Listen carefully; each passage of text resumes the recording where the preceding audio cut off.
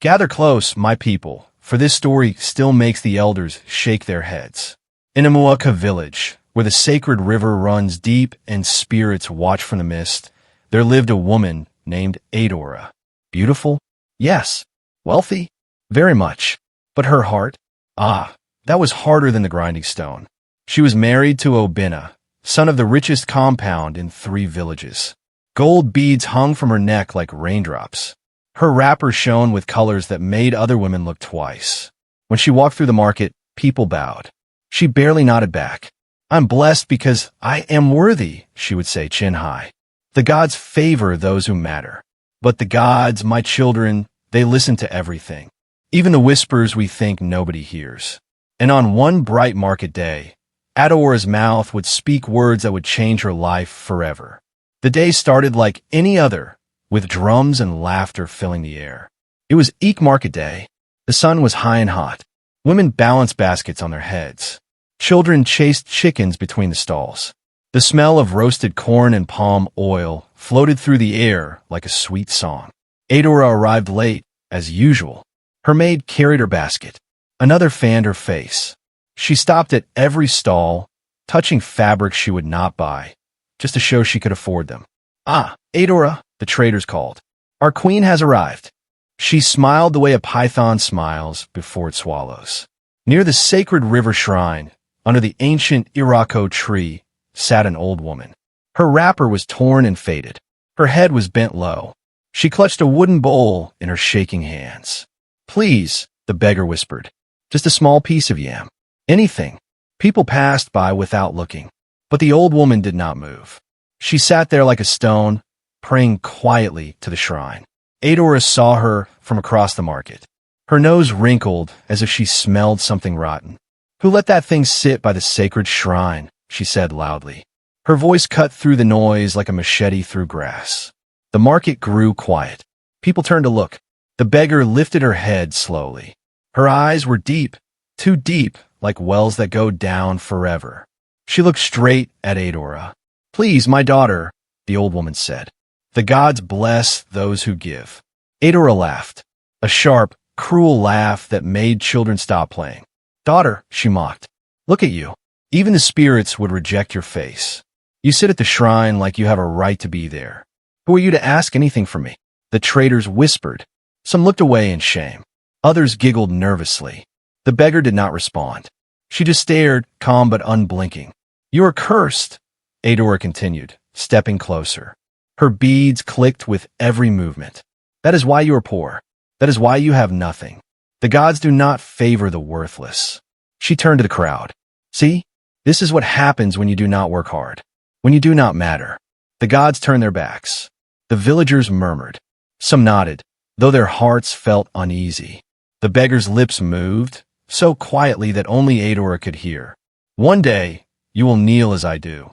Adora's eyes flashed with anger. Never. I will never be like you.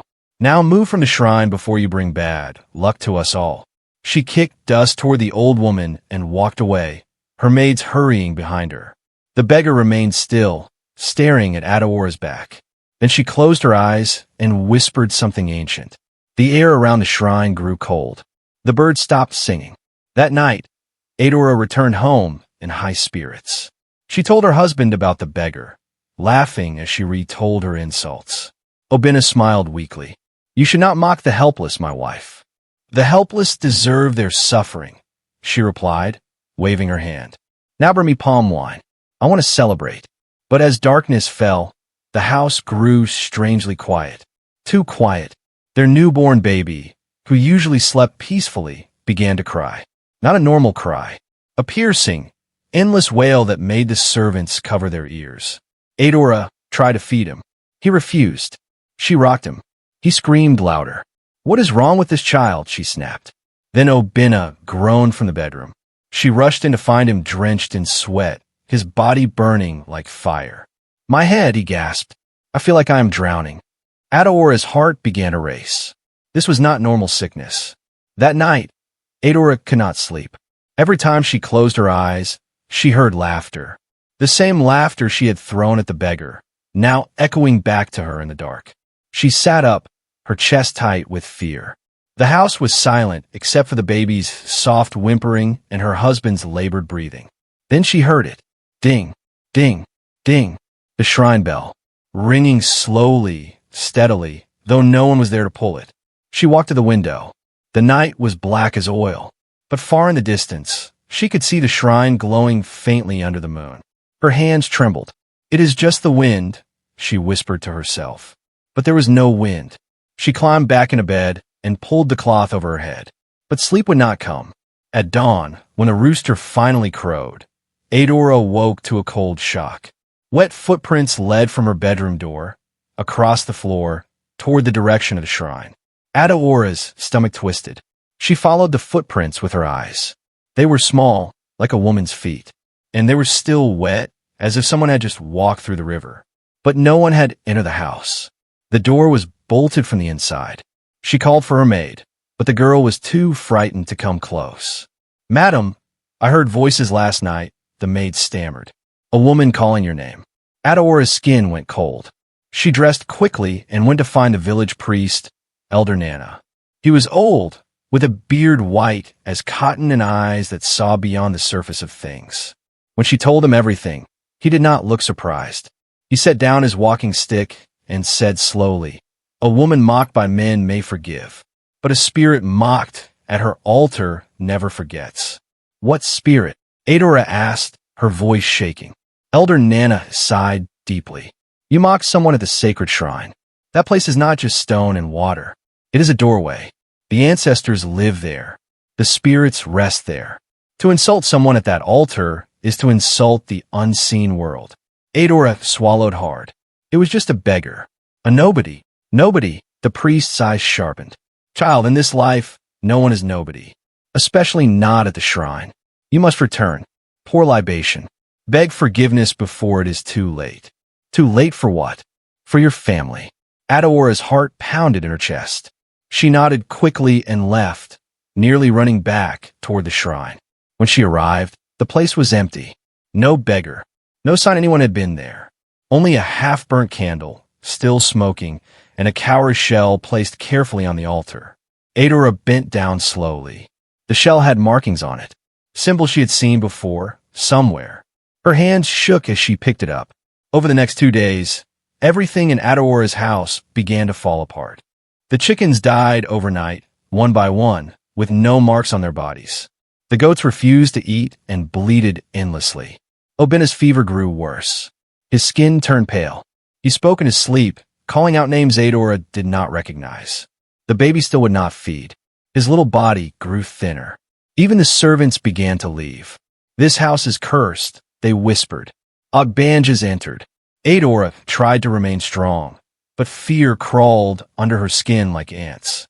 One evening, as she washed her face in a clay bowl, she looked into the water. Her reflection stared back. But then, slowly, the face in the water changed. It was no longer hers. It was the beggar's face. Adora stumbled backward, knocking the bowl over. Water spilled across the floor, and from the puddle, a voice whispered, "Do you still laugh at the lowly?" Adora screamed.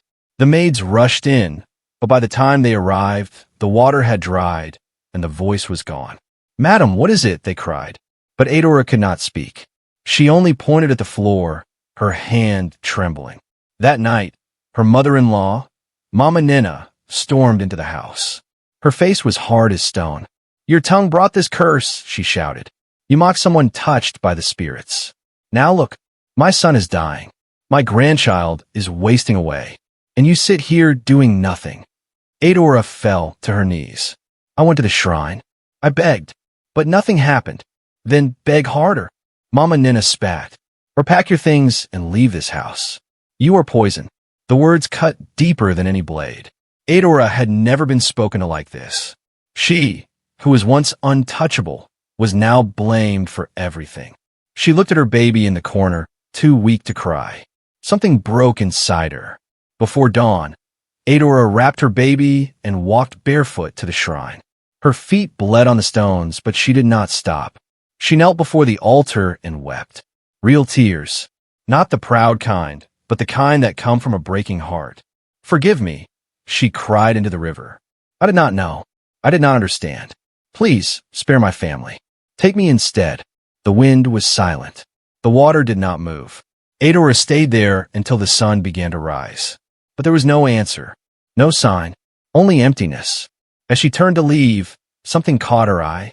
Carved into the stone of the shrine, half hidden by moss, was a symbol, a family symbol, her family symbol.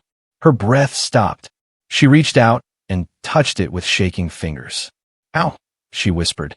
Then, beneath the carving, she saw a name etched faintly into the stone, Yagama. Adora's mind raced. Yagama. She had heard that name before, long ago. But where? She ran to her father's village, several miles away. When she arrived, breathless and barefoot, he looked at her in shock. "Adora, what happened to you?" She told him everything. The beggar, the curse, the symbol at the shrine. Her father's face went pale. He sat down heavily and covered his mouth with his hand. "Father, who is Yagama?" He did not answer at first. Then, in a voice barely above a whisper, he said, "Your great-grandmother." Adora's knees buckled. "She was the priestess of that shrine," he continued. "Long before you were born. She served the river spirits with all her heart. But she was betrayed, accused of witchcraft by jealous men. She was driven from the village and died alone, bitter and heartbroken." He looked up, his eyes wet. "They say she cursed her own bloodline. She swore that any descendant who mocked the sacred or the suffering would feel her wrath." Adora felt the ground tilt beneath her. "The beggar," she whispered. "It was her." Her father nodded slowly. "She has been watching, waiting, and you gave her a reason." Thunder cracked outside, though the sky had been clear moments before. Rain began to fall, hard and sudden. Adora grabbed her father's hand. "How do I stop this? How do I make it right?" Her father stood and walked to a corner of the room. He pulled out an old, dusty mirror wrapped in red cloth. "This belonged to her," he said. "Look into it. If she wishes to speak, she will." Adora's hand shook as she unwrapped the cloth. The mirror was cracked and cloudy with age. She held it up to her face. At first, she saw only herself. But then, slowly, the reflection changed. The beggar's face stared back at her. Old, sad, angry.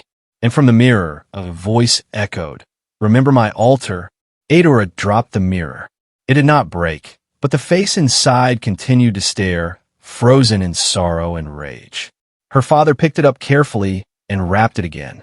"She will not rest until you prove yourself. Words mean nothing to the dead, only actions."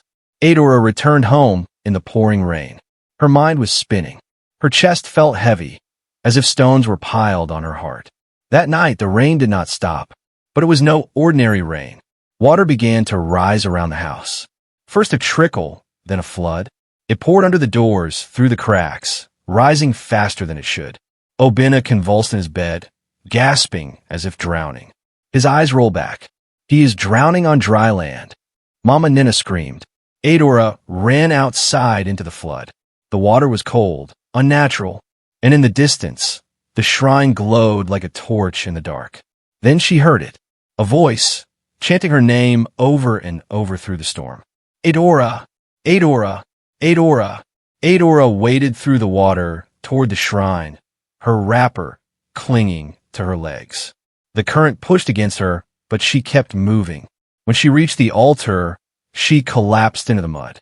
"I mocked you out of ignorance," she cried. "I did not know who you were. I did not know you were my blood. Please, Great Mother, spare my family." The wind howled. Lightning split the sky. Then, slowly, the wind stopped. The water began to recede. Adora looked up, gasping for breath. A single cowrie shell rose from the water and floated toward her. It landed softly in her open palm. Etched on it, clear as daylight, was the name, Yagama. Adora clutched it to her chest and wept. She did not know if this was mercy or a warning. But for the first time, she felt something she had never felt before. Humility. But the village did not forgive so easily. The next morning, the market women gathered at Adora's gate. Their faces were hard. "You brought this curse on all of us," one shouted. "The fish are dying in the river. Our crops are rotting. All because of you." "She angered the ancestors," another woman hissed. "She must be driven out." Even Mama Nina stood in the doorway, her face torn between anger and pity. Adora stood alone, holding her sick baby. No one came to her defense. Elder Nana arrived, leaning on his staff. The crowd parted for him. He looked at Adora for a long time. Then he spoke.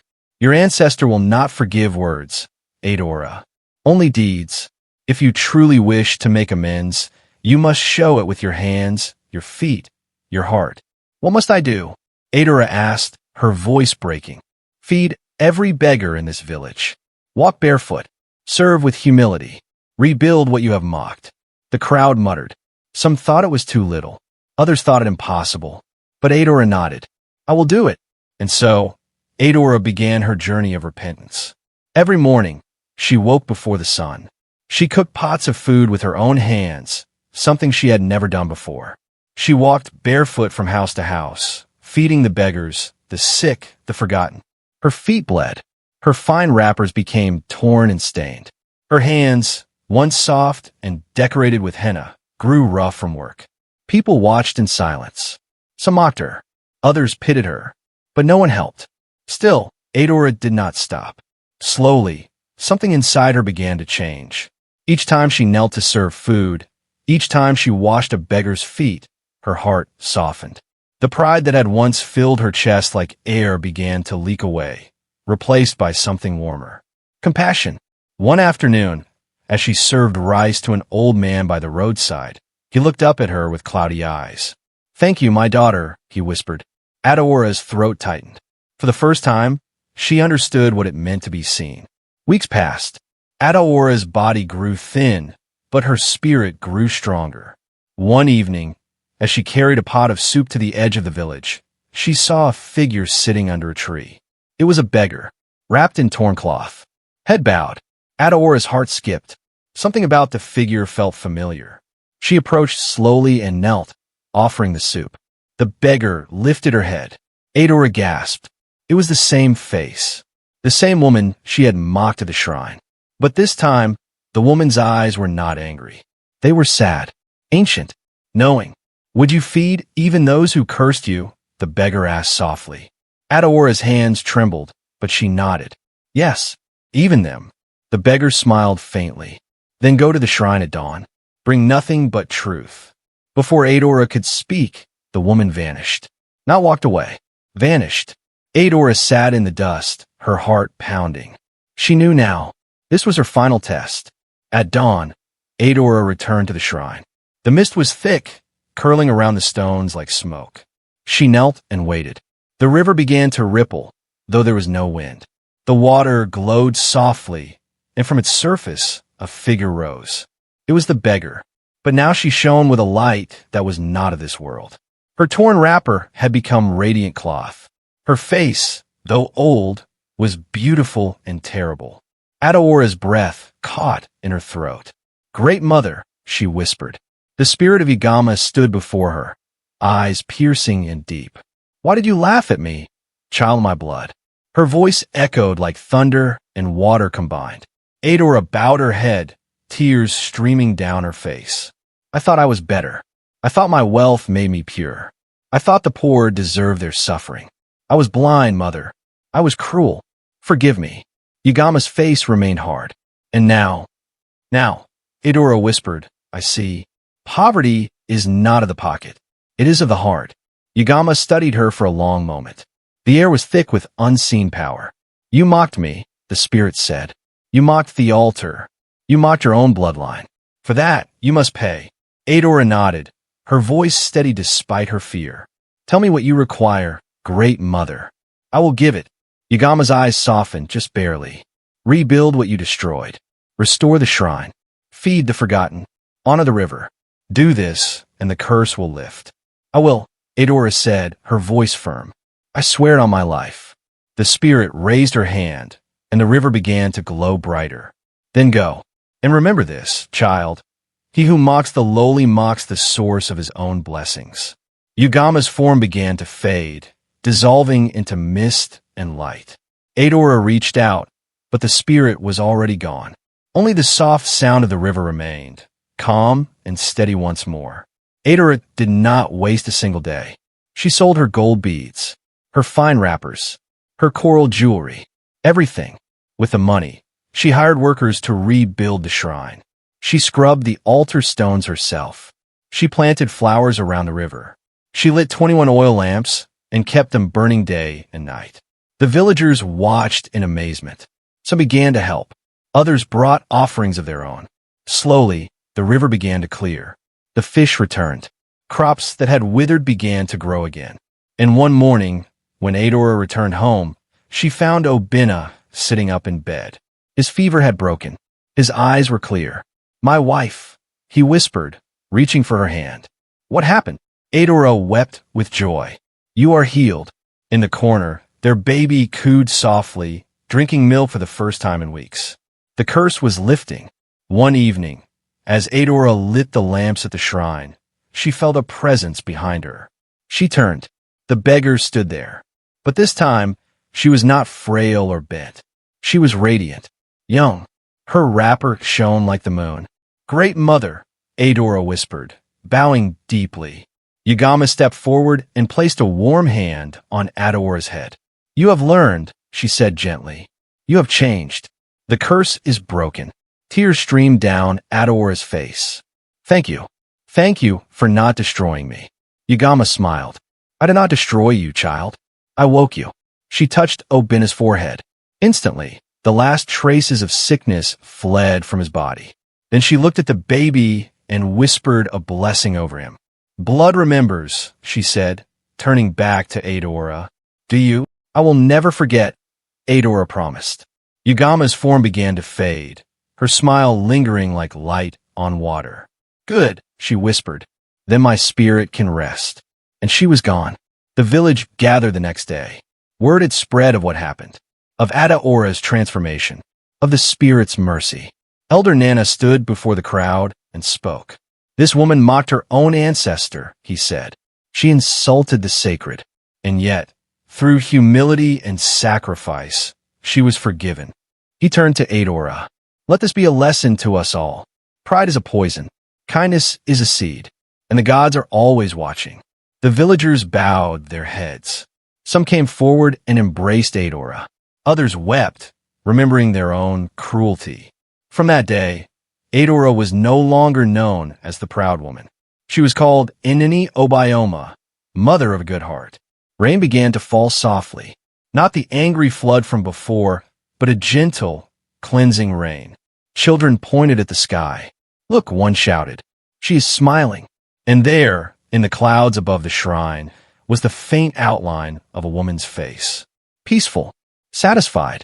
Yagama's spirit had finally found rest. Months passed. The village returned to joy. Markets flourished. The river flowed clear and full of life. Adora became a different woman. She fed beggars every market day. She taught her son to respect the lowly.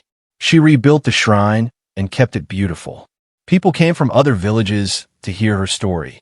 She would sit under the Urako tree and tell them everything. How pride had blinded her. How cruelty had cursed her. How humility had saved her. "Do not mock those who kneel," she would say. "For one day, you may kneel beside them." Young girls listened with wide eyes. Old women nodded with tears in their eyes. Even the traders who once praised her arrogance now bowed with genuine respect. One evening, as Adora prepared to leave the market, a young woman approached her. She was beautifully dressed, head held high. "Why do you waste your time with beggars?" the woman asked, wrinkling her nose. Adora smiled gently. She saw herself in that young woman's eyes. "Come," Adora said, taking the woman's hand. "Let me tell you a story." She led her to the shrine, where the lamps still burned bright. The river reflected the stars like scattered diamonds. "Once," Adora began, "I was just like you. I believed my wealth made me better. I believed the poor deserve their pain. I mocked a beggar at this very shrine." The young woman listened, her face slowly changing. "And that beggar," Adora continued, "was the spirit of my great-grandmother. I mocked my own blood, and I nearly lost everything." The young woman gasped. Adora smiled. "The gods do not care about gold or beauty. They care about the heart. Remember this, child. He who mocks the lowly mocks the source of his own blessings." The young woman bowed and left quietly, her pride shaken. Adora stayed by the river a little longer. She looked into the water and saw her reflection. But this time beside it was another face. Yagama's face. Smiling. "Thank you, Great Mother," Adora whispered. The water rippled gently, and the reflection faded. Adora stood, lit one more lamp, and walked home under the stars. The lesson had been learned. The story would live forever. In an Umuaka village, they still say, "Be kind to the beggar at the shrine. You never know whose ancestor watches." The end.